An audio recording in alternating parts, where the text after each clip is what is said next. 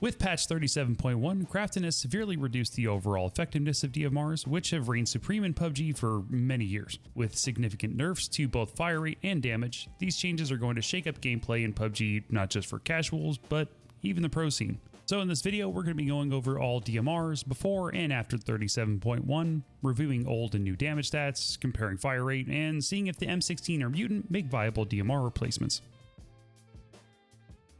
Okay, let's go over the first of the two big changes, where damage for all DMRs was reduced by 12%, except for the VSS, which has had no changes whatsoever. There was one thing that piqued my interest that Krafton stated in their dev letter regarding the DMR rebalance. Most DMRs can no longer 2-tap an enemy, meaning the classic head plus body combo is no longer enough to secure a kill. So while they state most DMRs can no longer 2-tap, they didn't specify which DMRs don't. So because I was bored at work, I put all the old and new damage values of all DMRs on a spreadsheet, calculated the damage per bullet against every class of helmet and vest to find out what DMRs are still capable of 2-tapping level 1, 2, and even level 3 gear.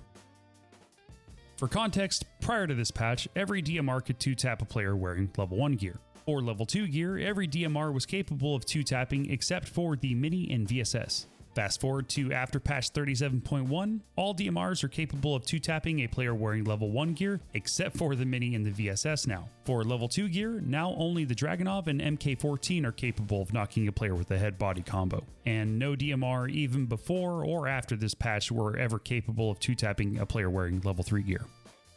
5.56 DMRs have been impacted by this damage reduction the most, since the MK12, Mini, and QBU now all have near similar damage to their AR counterparts, especially the M16. The only factor separating the two are that DMRs still have the ability to sustain faster bullet velocity over longer distances, meaning that when you're using a DMR, your shots are still going to get to their target quicker than any AR. They're just not dealing as much damage as they did before.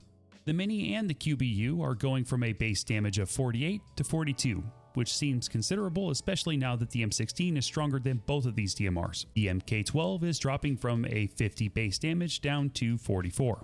While these numbers do seem dramatic, I wanted to see just how impactful these reductions were when doing damage to every armor class. On the same spreadsheet, I calculated how many shots to kill it would take for every 5.56 DMR against all helmet and vests in PUBG. And it honestly doesn't seem as dramatic as I thought it was going to be. The only difference across all 5.56 DMRs is now it takes one additional shot for a level 1 vest and one additional shot for a level 3 vest and helmet.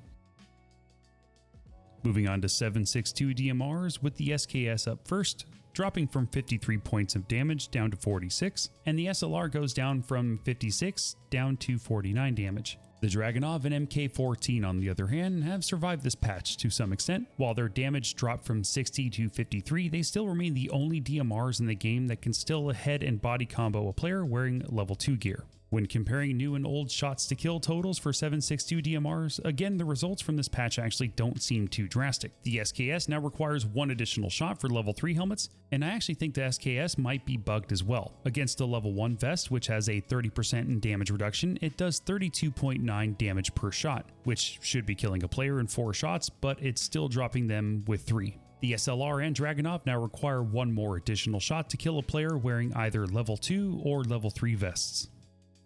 The VSS remained untouched with this patch, and it only brings its effectiveness closer to 5.56 DMRs now. With the most recent buff to the VSS, it can now take down a level 1 and 2 helmet with just 2 shots, and a level 3 helmet with 3 shots. The level 1 vest only needs 4, level 2 needs 5, and the level 3 vest needs 6 shots total, which is almost 1 for 1 with 5.56 DMRs. The only thing the VSS is lacking is in its effective range and bullet velocity, but in closer ranges of 150 meters or less, it's deadly. So putting these damage reductions into perspective, most DMRs are still just as effective as they were previously when going up against level 2 gear, and might struggle more against level 3 helmets and vests. The second nerf to hit DMRs with patch 37.1, DMR RPM was reduced by 45%, except for the Dragunov and MK14. The MK14, however, the RPM is reduced by only 33%, and the VSS, as previously stated, remains unchanged. This to me is the worst portion of the DMR nerf. Part of what made DMR super effective was their ability to get high amounts of damage at longer ranges in a short amount of time. With the 45% reduction in fire rate, it effectively lowers the DPS across the board and especially cripples 5.56 DMRs.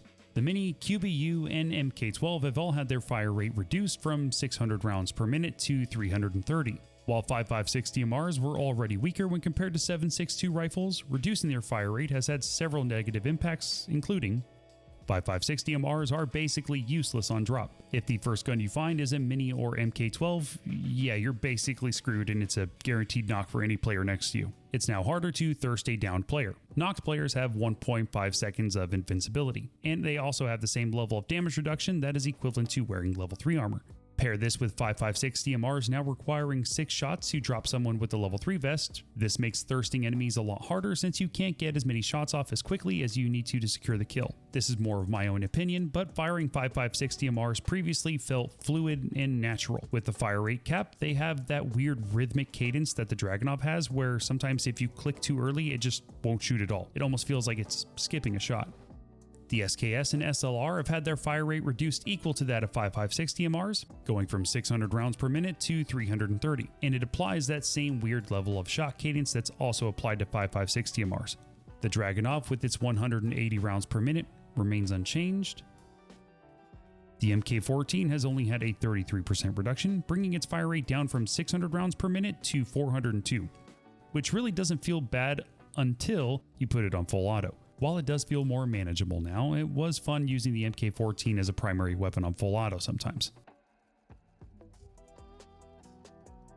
The VSS also remains the same, shooting 701 rounds per minute, now making it the fastest shooting DMR in PUBG.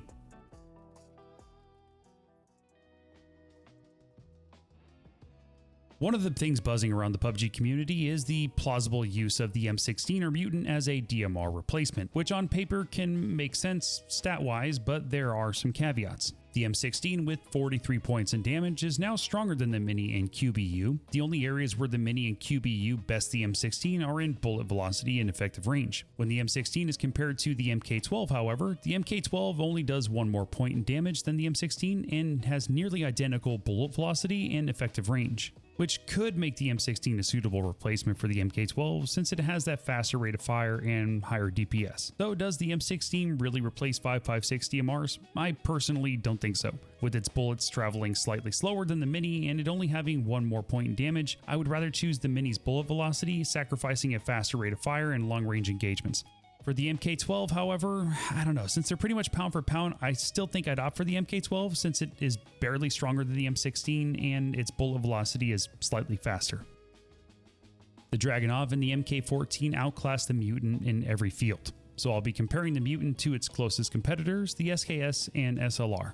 With the Mutant's 49 points in damage, it's now stronger than the SKS by 2 points and has a higher rate of fire. The SKS barely has a longer effective range than the Mutant, but is beaten every other aspect. With the Mutant's higher damage, faster rate of fire, and stability, if I was staring at both these guns on the ground next to each other, I think I'd be picking up the Mutant over the SKS. When compared to the SLR though, the Mutant loses in every field other than fire rate. The SLR has a longer effective range, sustaining higher damage over distance, and has faster bullet velocity than the Mutant, which makes the SLR more optimal for longer range fights, but I could see where the Mutant would be suitable for fights under 200 meters. Injecting my own opinion on this one, I don't think the Mutant carries the same level of comparison like the M16 does to 5.56 DMRs. The Drag and the SLR proved to be more than viable in effective range and damage, so personally, I don't see the Mutant making a suitable replacement to any 7.62 DMRs other than the SKS.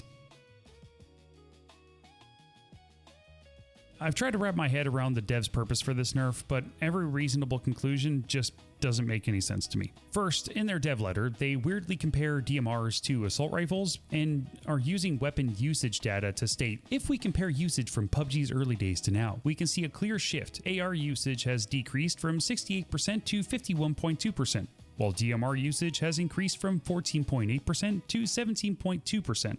This is a hard metric for me to swallow. So because AR usage dropped by 17% and DMR usage went up by a whopping 2.4%, they need a nerf now?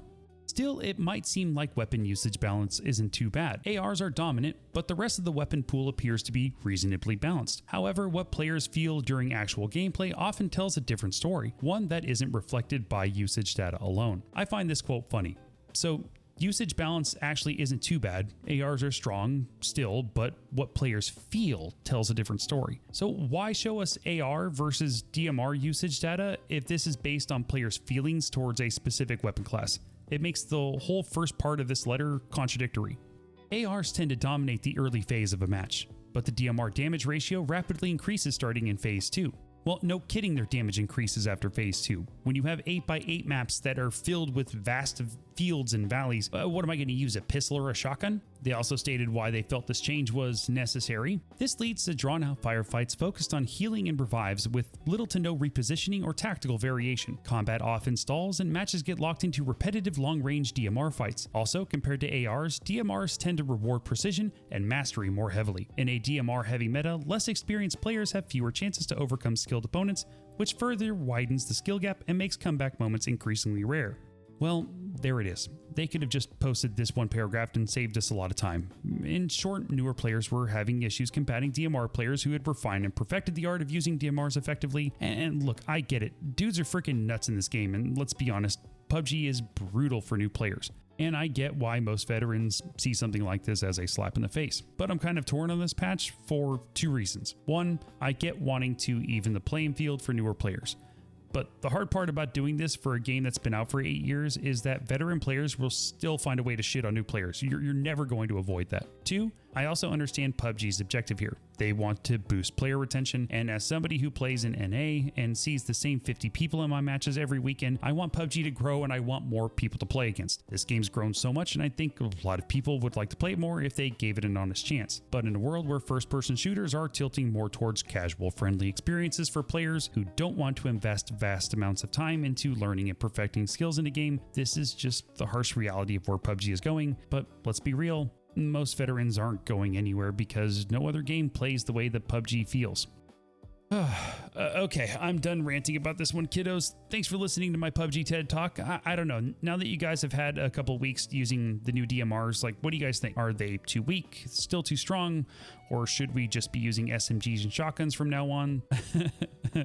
Tell me in the comments below. And thank you guys again for watching. We're just about to crash on AK subs, which is, it's pretty awesome, man. So if you found this video insightful, shoot the like button and toss a sub my way if you wouldn't mind. And if you're also feeling risky, shoot me a follow over on Twitch and come hang out on the weekends. Until then, stay safe, take a deep breath, and tell yourself it's gonna be okay.